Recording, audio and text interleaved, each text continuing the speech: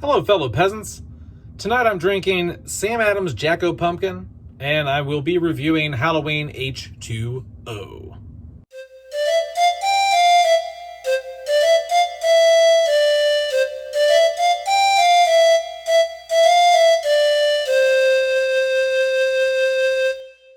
Alright guys, so just got done watching Halloween H20, first Halloween movie I ever saw.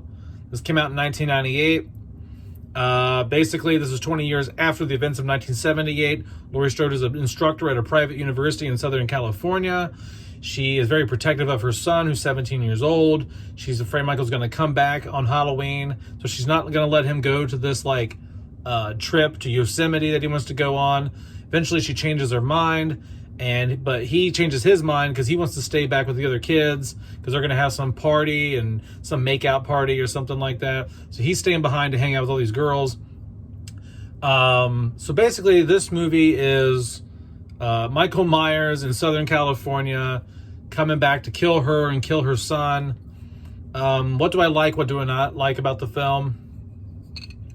I like Laurie Strode in this. I think she's more grounded, more realistic than she is in 2018. I like the 2018 film more than H2O because it removes the sibling aspect. That's another thing I don't like about H2O. H2O is the sibling aspect, but I feel like Laurie's character in this is just the right amount of filled with anxiety, just the right amount of stressed and freaked out about Michael. Sarah Connor, Laurie Strode in 2018 is a little bit too much, but I can forgive that because the rest of the film is really good. In terms of cinematography with this, looks like 90s. It looks like a Scream film. It looks like a typical 90s, late 90s slasher. They were kind of trying to really stick, there were a lot of imitators after Scream came out. Scream kind of reinvigorated the slasher franchise in the 90s, and a lot of movies like this and Urban Legend and I Knew What You Did Last Summer, they all tried to imitate that style, that look, that feel. It also doesn't help that Kevin Williamson, who also was the writer for Scream, he also was a writer for this film. So it has a very much of a Scream vibe, the dialogue, the look of it, even the score. There's even a lot of Scream-sounding scores in this. It's like a Scream movie, but with Michael Myers in it. So it's really interesting. The acting in it is good. I like the acting in it. The storyline is okay. It's passable. This is just a mid-level movie for me. What I don't like about this movie, I don't like the multiple masks. I just think it's super lazy. I don't like any of the masks in this film. There's 4 or 5 masks in here. There's even a CGI mask at one point that they added later on.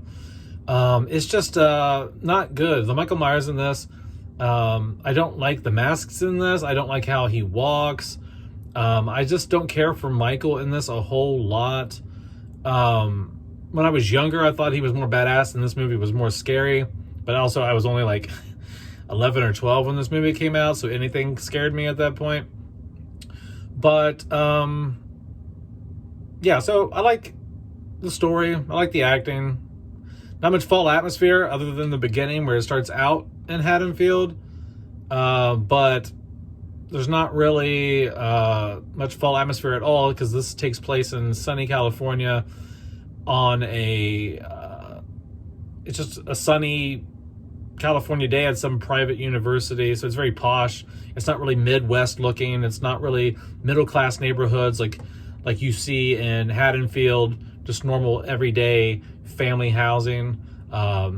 This is a really rich, private, gated community that we're dealing with in this film. And so it doesn't have that Halloween fall Midwest small town atmosphere at all, other than the opening scene. In this, Michael Myers is, he's back because they said they never found the body after he burned. How do you not find the body after number 2? I mean, he's laying there burning to a crisp at the end of number 2. Anyway, and Laurie Strode has changed identities. She's she's faked her identity. She has a boyfriend in this, and she kind of, at one point, over drinks, she kind of spills the beans to him that she has faked her death and she's Laurie Strode, she's Michael Myers' sister, and he's kind of blown away by that. Trying to think, what do I not like about this film? By the way, what I just said about all that, that's not stuff I don't like. That's just, I was just explaining some stuff. What I don't like, once again, I don't like the masks. I don't like a lot of the POV shots in this. They're not as good as what Dean Cundey did. It feels, a lot of the cinematography in this just feels like late 90s. Not so much Scream. Like, it feels like, it's weird. Okay, so like a lot of the film feels like Scream, and then a lot of the film feels like a Buffy the Vampire Slayer episode. That's kind of that's kind of how the cinematography is in this. So I don't really care for the Buffy the Vampire Slayer cinematography. It just feels cheap and made for TV sometimes in this movie. The kills in this are just kind of forgettable. I don't really care too much for the kills in this. The characters in this, other than Laurie Strode and her son, are just forgettable, and you don't care about them, and you just want Michael to cut them up because you don't really care. And storylines, I'm not a huge fan of this movie. I liked it a lot when I was younger, but the more I watch it, I don't really enjoy it as much, but I still like it. I think it ranks somewhere in the middle of my Halloween listing, I believe. It's somewhere in the middle there, middle range. But when I first watched, this was the first one I ever watched. And so I remember going back and watching the 1978 film years later, and I'm like, this is tame, this is boring, this is dog shit. And my movie taste was kind of crap back then. You know, so now I've learned to appreciate 1978 a lot more now that I know what's going on. I know how to like watch movies and stuff. But Halloween H20, it's okay. It's decent. It's got edge. It's got that 90s edge. It's got that 90s look. It's not bad. It's nostalgic. A lot of people really, really hate this movie. Some people, you know, and then some people, like, they really, really love the movie. It's just in the middle of the road for me. I think I would like it less if I wasn't so nostalgic for it. It was my first Michael Myers movie. It's what kind of got me into this when I was younger. It was part of my introduction into scary movies, this and the Scream franchise. So, that's about it. And the ending's great. I mean, she cuts his head off. I mean, come on. I mean, they roll the van down the fucking hill. She gets down there, and then she just chops his head off with the axe. And in my opinion, I know it wasn't going to end after that. Like, I personally think the franchise should have ended in 1978. If I had my way, this whole thing would have been over in 1978, and we never got a sequel to the original Halloween. But since there are sequels,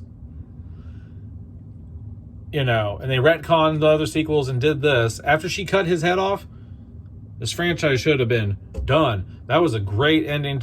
Michael's dead, head cut off. But then you find out in Resurrection that Michael switched clothes with the EMT, and she killed an innocent guy. I'm thinking, why didn't the guy just say, I'm not Michael Myers, bitch? Like, don't cut my head off. Like, don't kill me. I'm not Michael Myers. But he's just like, oh, oh. He's like mute or something. I don't know. Anyway, guys, if I were to rate Halloween H20 in terms of pure enjoyment, this would probably get like a 3 or 4. And I'm ranking that among other films that I like. If I rank this as a Halloween film that I like, if I rate this as a Halloween film that I like, I would probably give it like, I'd give it a good 7 out of 10. 7 out of 10.